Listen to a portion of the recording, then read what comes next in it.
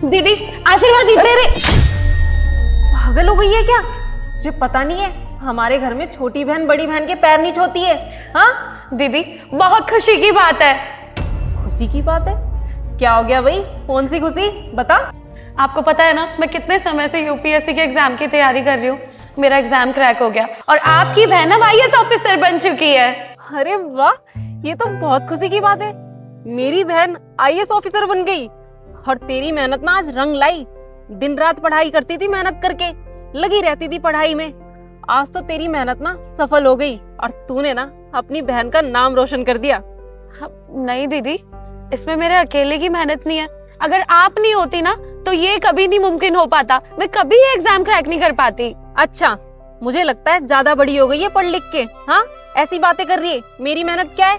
मेरी मेहनत कुछ नहीं है, इसमें तुम्हारी मेहनत है। जो तुमने दिन रात मेहनत करके पढ़ाई करी, जब ही तो बन पाई हो आज आईएएस ऑफिसर।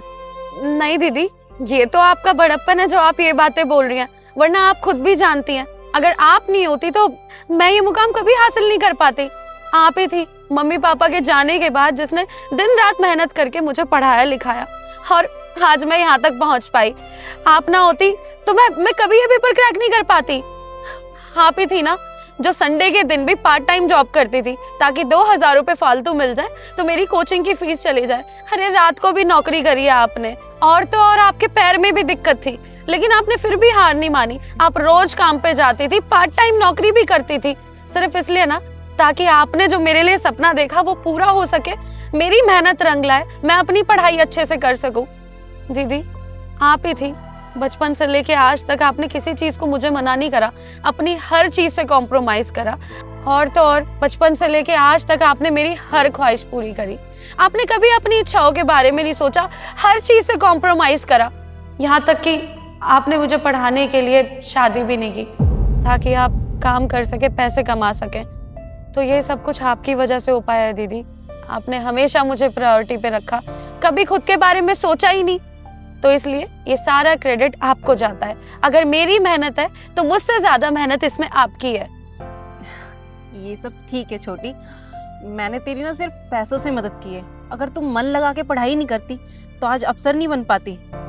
चलिए दीदी, ये सारी बातें छोड़िए, आप घर चलिए। अब आपको यहाँ पे नौकरी करने की कोई जरूरत नहीं है। अब आप नौकरी छोड़ दीजिए और चलिए मेरे साथ। पागल हो गई है क्या? तेरा दिमाग खराब हो गया है? कुछ भी बोली जा रही है। इसी काम की वजह से ना आज मैं तुझे इतना बड़ा अफसर बना पाई हूँ। अगर ये काम नहीं होता तो मैं तुझे पढ़ा पाती नहीं। और तू ये सब बोली जा रही है कि काम मत करो। दीदी अब आपको क्या जरूरत है ये काम करने की? अरे अब तक आपने जितनी भी जिंदगी जी है उसमें आपने काम करा है, मेहनत करी है बस। अब आपकी बारी है घर बैठ के आराम करने की। और आपकी बहन ना आईएएस ऑफिसर बन चुकी है। अब ऐसे में आप ये गार्ड की नौकरी करते हुए अच्छी लगेंगी। अब आप घर बैठ के घर संभालिए और मैं पैसे कमाऊंगी। चलिए अब मेरे साथ। चल ठीक है, तू जो भी कह रही है मैं समझ गई और सही कह रही है। अच्छा, मैं काम नहीं करूंगी, लेकिन एक बार अपने साहब जी से तो पूछ लूं ना। अरे नहीं नहीं, आपको किसी से पूछने की कोई जरूरत नहीं है। आपको क्या लगता है आप अपने बॉस से जाके पूछेंगी और वो आपको ऐसे नौकरी से जाने देंगे? और ये अमीर लोग ना कभी गरीब लोगों को ऊपर उठते हुए नहीं देख सकते। आपको क्या लगता है आप जाके बताएंगी कि मेरी बहन आईएएस ऑफिसर बन गई है और मैं नौकरी छोड़ रही हूँ, तो ना अच्छा लगेगा? नहीं, वो चिढ़ जाएंगे। वो सोचेंगे कि अभी भी आप उनके नीचे ही काम करो, यही सिक्योरिटी गार्ड की नौकरी करो। क्योंकि उनके दिमाग में ना बस एक ही बात चलती है कि गरीब लोग उनके नीचे काम करते रहने चाहिए, कभी ऊपर नहीं उठने चाहिए। इसलिए किसी से मत पूछो और चलो घर मेरे साथ। बस कर छोटी, बोली जा रही है कुछ भी। अफसर तो दूसरों के लिए बन गई होगी, मेरे लिए ना आज भी छोटी है। अभी भी तेरे चाटा मार सकती हूँ मैं। मेरे साहब जी ऐसे नहीं है, बस बोली जा रही है कुछ भी। और तू उन्हें जानती नहीं है ना, इसलिए इतना बोल रही है। मैं अपने साहब जी को जानती हूँ, बहुत अच्छे इंसान है और बिन बोले वो तो मेरी मदद करते हैं हमेशा।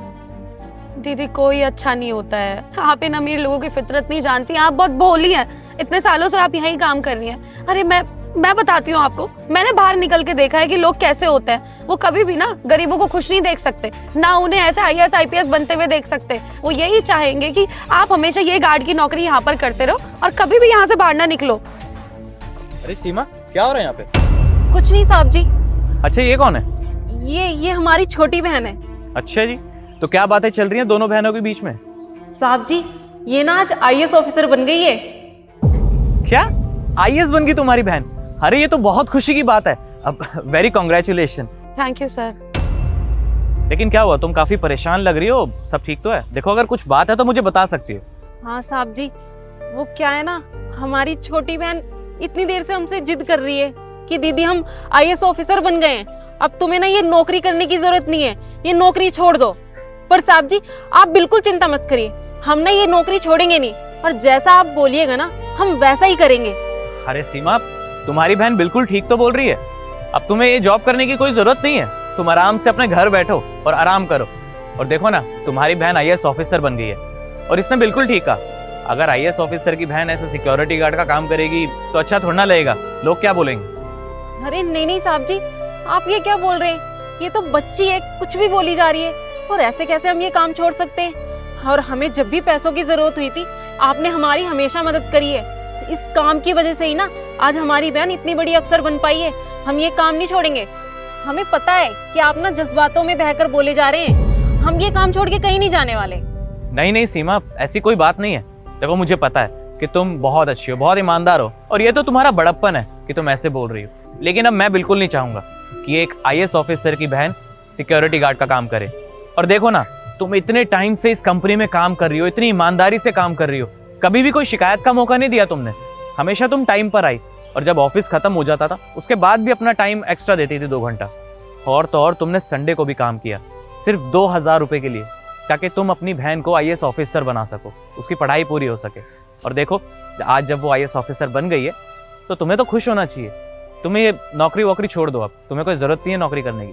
और वैसे भी सीमा, तुम इतनी मेहनत किस लिए कर रही थी? ताकि तुम्हारी बहन एक आईएएस ऑफिसर बन सके। और जब वो आज ऑफिसर बन गई है तो अब क्या सोचना। और देखो तुम उस चीज़ की टेंशन मत लो कि तुम्हारी सैलरी अब तुम्हारे पास नहीं आएगी। तुम्हारी जो भी सैलरी है मैं हर महीना दूंगा एज अ पेंशन के तौर पे। अब देखो ना, तुम्हारे जब पैर में लगी थी तब भी तुम काम करने आती थी, इस कंपनी को अपनी कंपनी समझती हो। अब इतना तो मैं तुम्हारे लिए कर ही सकता हूँ, हर महीने पेंशन आएगी तुम्हारे पास, ठीक है? ठीक है साहब जी, आपका ना बहुत बहुत शुक्रिया जो आपने हमारे बारे में इतना सोचा, और इस कंपनी को ना हमेशा हमने अपनी कंपनी जैसा माना है, और हम ना आपसे हमेशा मिलने आया करेंगे। अरे हाँ हाँ बिल्कुल, तुम्हारी कंपनी है, तुम्हारा जब मन करे तुम यहाँ पे आ जाना, ठीक है? अच्छा चलो मैं चलता हूँ, एंजॉय करो। देखा साक्षी, हमारे साहब जी को कितने अच्छे इंसान है, और तुम उनके बारे में बोली जा रही थी कुछ भी, आज तो अपनी आंखों से देख लिया। हाँ दीदी, आप बिल्कुल ठीक कह रही हैं, आपके सर तो बहुत अच्छे हैं, ये और लोगों जैसे नहीं है, मैं ही गलत समझ रही थी इनके बारे में। अब घर चले? अरे हाँ, मैं तो भूल ही गई, बातों में ही लगी रह गई। अब मिठाई भी तो बंटवानी है, और हाँ सबसे पहले ना हम साहब जी को मिठाई देंगे, उसके बाद पूरे गांव में मिठाई बांटेंगे। चल।